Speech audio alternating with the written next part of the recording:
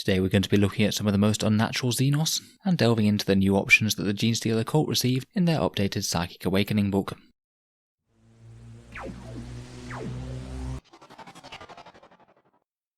Hello and welcome back to Auspex Tactics, the strategy focused 40k channel where we're all about getting the most out of our miniatures on the tabletop. Today we're going to be looking at the Genestealer Cult's options from Psychic Awakening the Greater Good, including their custom Colt Creeds, their new cult-specific psychic powers, and their generous amount of new stratagems that any budding cultist can employ. We're going to look over every new rule that they've gained, talk a little bit about whether or not I think it will be effective on the tabletop, and have a think about what it might mean for the cult as an army as a whole. There's a lot to cover, so let's get right into it. We're going to start with a look at the custom Colt Creeds, which is a very similar thing to the other rules that we've seen in other Psychic Awakening books, where instead of picking one of the main known Colt Creeds, you can create your own specific one from two of the options listed here. Remember, with these ones, there's no unique warlord trait, relic, power or stratagem for these, so you are giving up an opportunity cost by including them over one of the standard ones. That being said, I think that some of them do have good use for certain units within the cult, and could lead to a different sort of playstyle for them. So let's take a look. First up, we have Agile Outriders, which gives you no penalty to move and fire heavy weapons, or no penalty to move and no penalty to advancing and firing assault weapons for biker models with this Colt Creed. This isn't for everyone, just for the bikes. It's basically half of the Rusted Claw Creed that we have already. And I guess could be useful if you liked that benefit, but didn't want the -1 AP ignoring bit. Honestly, this is a bit niche in the type of weapons it affects though. The Wolf Quad has a mining laser and heavy stubber, which are the only weapons that's going to be affected in your entire army for this. Heavy weapons wise, I guess it could help out with things like grenade launchers or shotguns, but they already have decent movement, so I wouldn't see them needing to advance. And you're actually never going to be accessing both of these on the same unit at the same time. If you do advance, which is the only bit that helps out your assault weapons, then you can't fire your heavy weapons anyway. It's not the worst buff if you are thinking about taking 3 big units of the bikers, but otherwise one of the weaker ones in my opinion. Next we have Armor Piercing Munitions, which is a buff to auto pistols, auto guns and heavy stubbers, and it gives you -1 AP if they're within half range. I think that the best use for this one is largely going to be on the auto guns themselves, particularly if you have any sort of strategy that involves big blobs of neophytes jumping out of cult ambush and hitting the enemy with a whole ton of strength 3 shooting. That AP -1 will really help them out against a lot of the armoured targets out there, particularly with Space Marines being so prevalent. Again, it's a touch niche in that it mainly affects neophytes and I guess the bikers, but it will add up to a meaningful increase in damage from your strength 3 firepower, so it could be usable if you build around it for a detachment. Next up we have Devout Worshippers. This one's a quite nice ability where you get to reroll your charge rolls when you're within 3 inches of a metamorph unit from the same cult. Now, a free flat reroll charges is exactly what the cults want, and I think that this is actually one of the most powerful ones on this entire table. It does push you into taking more metamorphs, but they really aren't too bad assault units these days. They have an absolute ton of attacks, they're just a bit limited in that you can't take really big units of them. If you combine this with something like a Clamavus, you could be having an 8-inch charge that's fully rerollable, which means that you would get in the most of the time even without any command point expenditure, and typically getting charges off is quite a big expenditure of CP. I really like this one, and it could easily mean that you get a lot of multiple units of small acolytes and metamorphs charging the enemy, rather than just having to invest all those CP in a big aberrant or acolyte bomb, for example. It doesn't stack with this one below, which is Hunter's Instincts, which is an interesting and slightly disappointing one if I have to be honest. Hunter's Instincts gives +1 to advance and charge in the first battle round. Note that this only seems to be the first battle round, as opposed to when the unit drops in from Deep Strike, such as the Cult of the Four-Armed Emperor have. So honestly, it's going to be a bit meaningless as you're not going to be making all that many charges first battle round unless the enemy is charging straight at you. It's a bit of a bizarre one, this one. I don't know if they meant for it to be the first battle round after they come out of Deep Strike, but as it is, I probably wouldn't bother with this one. It's just a bit situational. Next up we have Innate Fighters, which is a nice solid combat buff across your whole army. You reroll hits in melee of 1 on the first round of close combat, so if they've charged, been charged or made a heroic intervention. Having extra damage output in the phase where we do the vast majority of our damage is only a good thing really. It's not the strongest buff in the world, but it is across your entire army. This one's another genuinely very strong one in my opinion, and it gets even stronger when you start to stack it with other things such as the psychic powers, buffs from the Primus, or any of the other nasty options that we have available. This one in particular could be a good one to pair with that Devout Worshippers one to get easier charges near metamorphs. Next we have a grenades buff called Munition Experts. This adds +1 to the strength of your grenade weapons. Could be pretty handy if you combine it with a stratagem to allow a squad to fire the maximum amount of grenades, and it certainly makes demolition charges and the caches of demolition charges that bit more viable. Going from strength 8 to strength 9 is decent, particularly against the heaviest armour. Unfortunately, I just don't think that this one is valid enough to be taken all on its own, particularly as the demolition charges for the bikers went up in points in a recent chapter approved, meaning that they're just not anywhere near as good as they used to be when they were nice and cheap. For me, this one's a bit of a fun one that you could build a fun detachment around, but isn't necessarily going to be the strongest. Next up we have Poison Blades, which affects Bone Swords and Cultist Knives.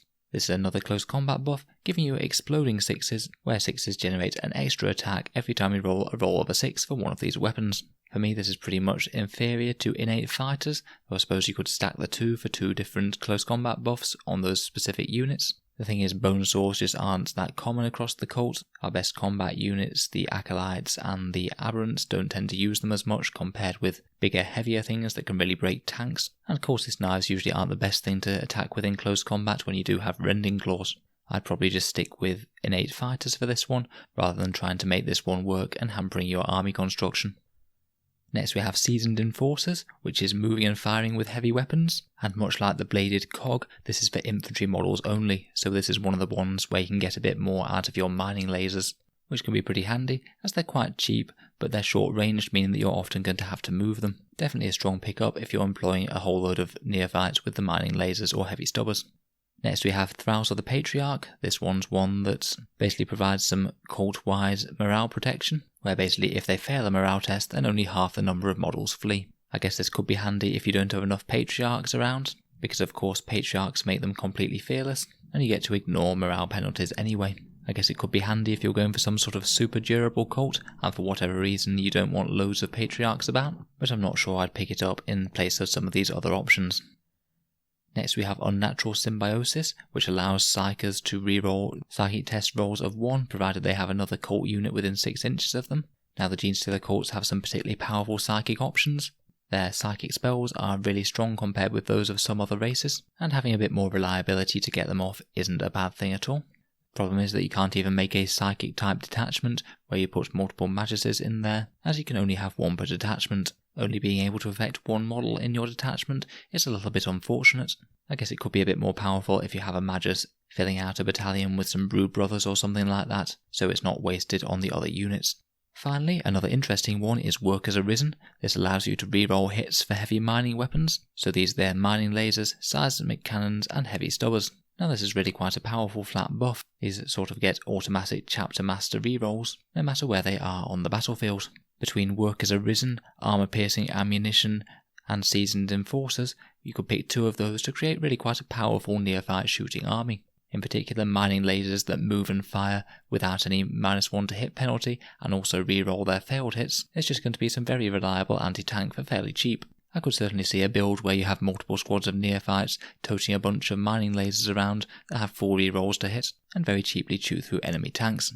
So I guess the main question is as to whether or not these are going to compete with the standard cults, who as I said get the Warlord trait, relic, power and stratagem included in the cost of their cult, and I think that some of them could break through, to be honest. In particular, I really like the innate fighters rerolling of 1s in the first round of close combat, combined with the devout worshippers reroll to charges to make a very reliable, very fighty little cult that can get into close combat and make a real mess when it does. Similarly, as we've just mentioned, some of the other strongest buffs are for the neophytes, either for their mining lasers or their autoguns, so you could potentially have a detachment of very choppy melee guys and some very shooty neophytes if you wanted to give up those other options. It'll be interesting to see which ones get played the most, but having more options to build the army with is certainly not a bad thing at all.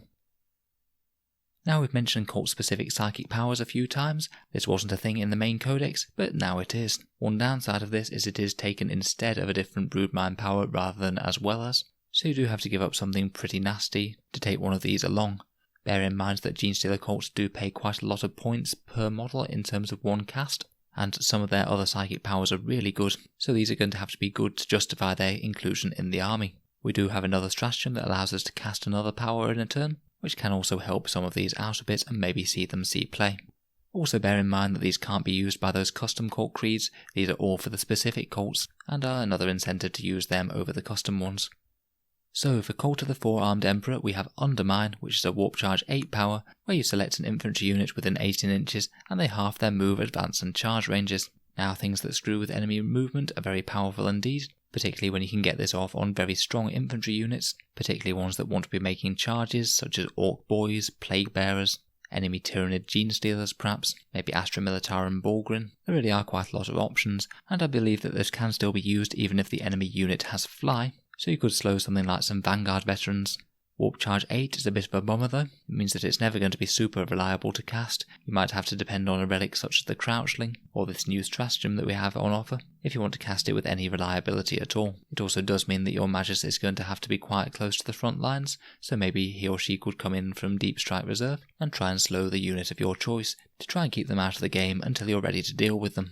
I think it's potentially very strong, but it does take some skill to use. It's not just as easily point and click as something that just gives you a whole load of extra damage, such as the old favourite Might from Beyond. Next we have Bladed Cog's Unyielding Vigour. This is a very simple 5+ Feel No Pain type save that you can apply to any one unit, and I believe that this does include vehicles such as the Goliath Rock Grinder. Often in Genestealer cults, every single model that dies is a big hindrance, so applying this to a big unit of Acolyte hybrids before they make a charge could allow some of them to see the next turn and get to use their scary mining weapons all over again. Definitely a decently strong durability buff, and I could easily see this being used in a Bladed Cog army. Hive Cult's one isn't quite as overwhelming, I'm afraid. A Warp Charge 6 one that targets an enemy unit, and for each Hive Cult model within 3 inches of these, you roll a d6, and for each roll of 6 they take a mortal wound. So basically this is a way of throwing out a bunch of mortal wounds against a unit that's absolutely swarmed with your own models. The problem with this is you kind of already need to be in close combat to get the numbers that you need, and as the psychic phase comes before the charge phase, it might be difficult to line up. For that reason I think it's just a bit situational, and you might never be able to cast this in the game if either your opponent drops back from close combat, your models kill the enemy that they're in close combat with, or the enemy models kill you. Next we have the Pauper Prince's The Last Gasp. It's Warp Charge 7 and affects a friendly unit within 12 inches. On a 4+, when each of these models is slain, you can either make a shooting attack with one weapon, or a single close combat attack before they die. Now these mechanics are very powerful, particularly if you think that your models are going to get wiped out, but I really don't think that we have that many great units that can make all that much use of it. Probably best case scenario is if you're getting expensive acolytes wiped out, and maybe getting one attack each with their heavy mining weapons, but even then they're not guaranteed to be able to do it because it's only a 4+ roll, and getting a single attack isn't anywhere near as good as getting the multiple that they're usually getting on their own turn. Maybe someone else can see a better use of this one, but I'm really not convinced that it's worth it myself. Next we have Rusted Claw, which is a pretty good one to be honest.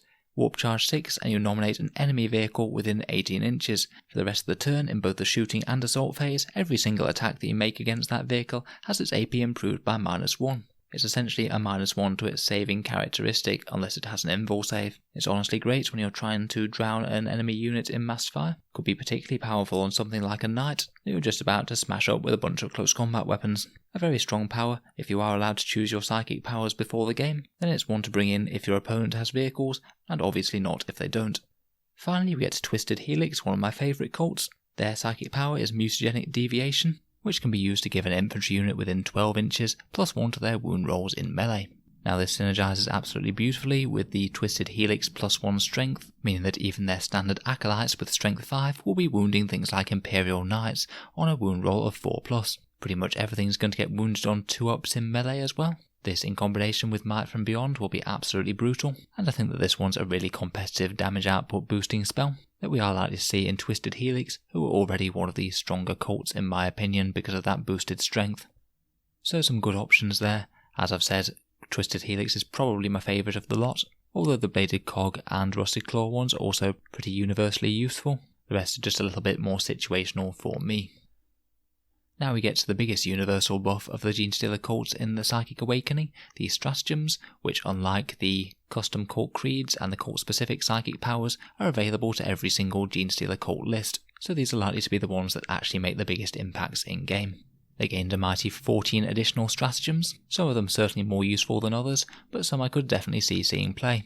Bear in mind that Genestealer cult stratagems are usually at a bit of a premium because of all of their incredibly strong ones from the main codex. In particular, they tend to rely on delivery mechanisms from manipulating Cult Ambush, things like Return to the Shadows, and a number of other stratagems for their army to function as it's intended, so again these will have to be pretty good to compete with those and see play. Let's go through them then. First of all, we have 1 command point Prepared Ambush. This is the one that was previewed in the Warhammer community preview, and it's Assault 2 autoguns. In an ideal situation, this could be 20 neophytes with autoguns blazing away at 24 inches, so you can actually get a decent amount of anti-infantry firepower right to the middle of your opponent's lines, even though they're forced to drop outside of 9 inches of all enemy units. Certainly one to bear in mind if you are using such formations. The question is whether another 20 strength 3 shots are going to be worth it or not, based on 1 command point. In some situations, I suspect the answer will be yes. Naturally, it will get less efficient with the smaller units that are being used. Next up, for 1 command point, we have Raking Fire, which is a bit of an absurd one for me. This affects the Achilles Ridge Runners and only their Heavy Stubbers. Now, I guess they do have 2 Heavy Stubbers each, so maximally you could have 6 of them in a squad, and +1 to hit and wound is a very significant buff, but at the same time it's only buffing strength 4 AP nothing shots, so I'm just really not convinced that it's going to be worth it. It also does require you to invest pretty heavily in the Ridge Runners to ever make this anyway sort of efficient, which is kind of a questionable choice with army construction in the first place, as they're not really all that strong point for point. So it's not awful on a max squad, but even in the absolute best case scenario it's never going to be overwhelming. Next we have Annihilating Advance, which is a rock grinder stratagem, where when it makes a charge on a 2+, an infantry unit it connects with takes D3 mortal wounds. A bit of a shame that this is limited to infantry only, and as you are charging with a rock grinder, you've at least got a reasonable chance of doing a lot of damage to whatever target it is that you're charging in the first place. I'd say the best place for this to see use is if you're charging an enemy character with a high invul save, something like a Smash Captain. The additional D3 mortal wounds you'll likely get from this could easily make the difference between killing it or it killing you, so a good one to have to bear in mind. I wouldn't use it literally every time a rock grinder charges. Next we have the Cult Psyche for 1 CP. This is a once per battle one, and this is the one that buffs the Magus' casting. And this one is actually a really good one of the strongest in the list. A shame it can be used only once per battle really. Basically, the Magus can cast 1 additional spell this turn, and in addition, if he has any other psychers within 3 inches, he gets +1 to cast for each of those, up to a maximum of +3.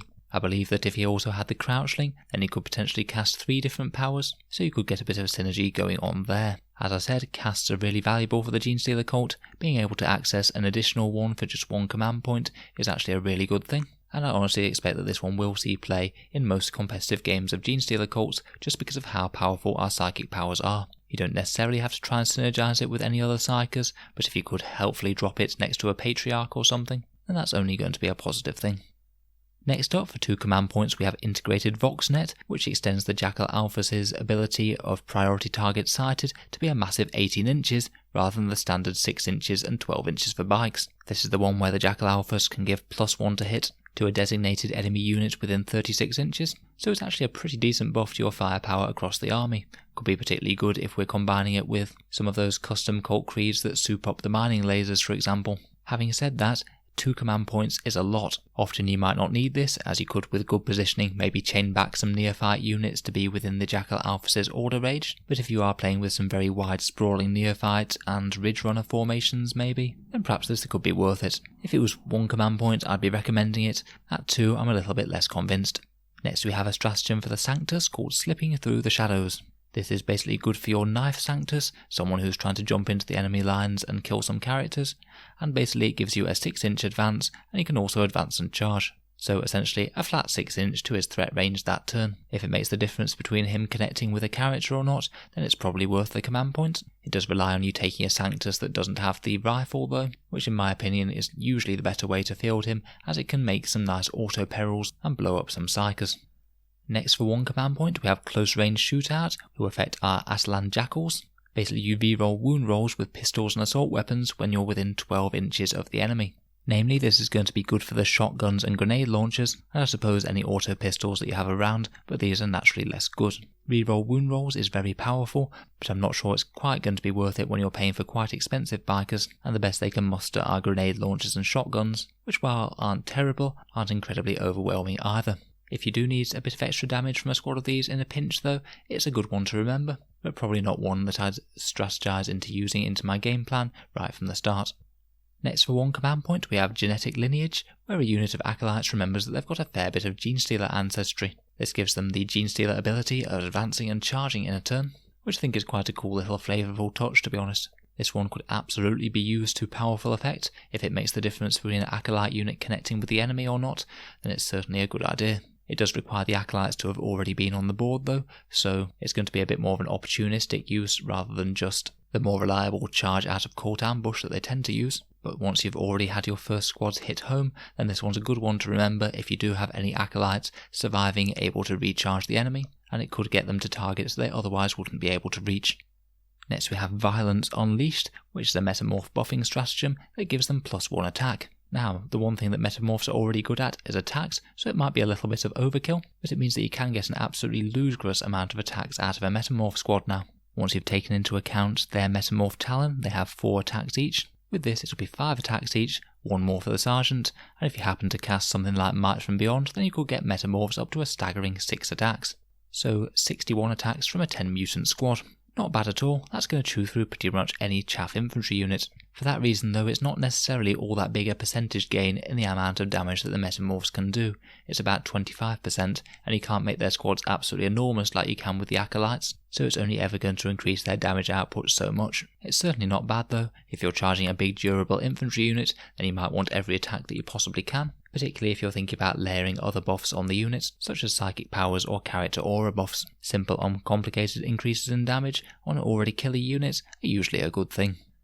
Next we have Evasive Driving, which is a reactive defensive buff that you use on your Goliath rock grinders or Goliath trucks. Basically, if the enemy is firing at them with an AP-1 or AP-2 weapon, you pay this 1 command point and it counts as being AP-0 rather than AP-1 or 2. Very good if you're just about to eat a whole barrage of missile launchers. It might mean that your truck just eats them all without taking any damage whatsoever. Reactive defensive buffs are pretty good. It's a shame it is only limited to these vehicles, and it's a shame that it only does affect that sort of firepower. It's not quite as universal as, say, the Space Marine Dreadnought's Duty Eternal minusing 1 to their damage. But nevertheless, this could be very powerful if you are hit by the right sort of weapons. Next we have Commanding Amplification, which increases your Clamorous aura to 9 inches for a turn, and it can only be used by each Clamorous once per battle. This one isn't really one that you'd usually want to use, but if you absolutely had to, just because it allows you to get a positioning in on a unit that you wouldn't otherwise able to do, it's certainly good to have in your back pocket. The +1 to charge is really important for Genestealer cults, and if you invest 1 more command point to get another unit +1 to charge, perhaps it could make the difference between that charge connecting or them tripping over their own feet to be shot next turn. Definitely situational. I'd try and avoid this with good positioning, but good to have if you either make a mistake or you can't avoid it. Next we have Overcharged Weaponry, which is +1 to the wound rolls of the Goliath Rock Grinder's main weapon, whether that's the heavy mining laser, seismic cannon, or clearance incinerator. Now this is one of the ones that I think sounds a lot better than it really is. Sure, everyone loves to have a heavy mining laser wounding on 2s rather than 3s, but in reality that's a 25% damage increase to only 1 weapon. It's just not typically going to be worth 1 command point. On average it gets you less than an extra wound on an enemy vehicle, for example. Maybe it could be a little bit better on the other weapons, but honestly I wouldn't really bother with this one under normal circumstances. Just accept the damage that you've already got and save your command points for places where you can get more out of them. Next we have the Gnarled Fist. This is a similar one that also buffs an aura to be 6 inches rather than 9 inches, and this one's for the Abominant for Aberrance, giving his Chosen One ability a 9-inch range rather than a 6-inch range. As with Commanding Amplification, you have to use this one before the battle, so it is making a commitment right off, and sometimes you might be able to get that aura in the right range anyway with good positioning as opposed to having to use this aura, but it can be a bit difficult to coordinate enemy units while they're charging into close combat. Say if your Abominant fails the charge but the Aberrants make it, it'll be a lot easier to chain back to a 9-inch aura rather than a 6-inch aura.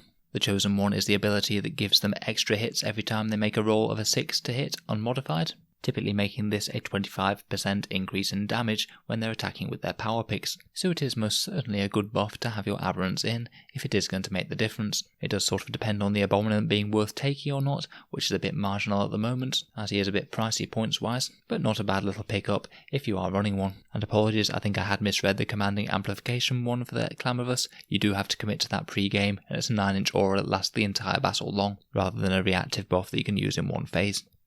Finally, for one command point, we have Heart of the Creed, which is a similar ability for the Primus. Again, you use it before the battle, and you use their Meticulous Planner ability to select 2 units for its rerolls rather than just 1. It's not bad, it certainly makes the Alpha Strike a little bit more powerful, but bear in mind that this is going to be only used for reroll wounds of 1 against 1 extra unit for 1 turn in the game. And you might not even be able to damage that unit, you might have to focus on the first one. So again, I'm not sure that this one is an auto-include for me. Overall for the stratagems, I think it's good to have more options. Most of them aren't absolutely game-changing or won't change the way that the cults are made.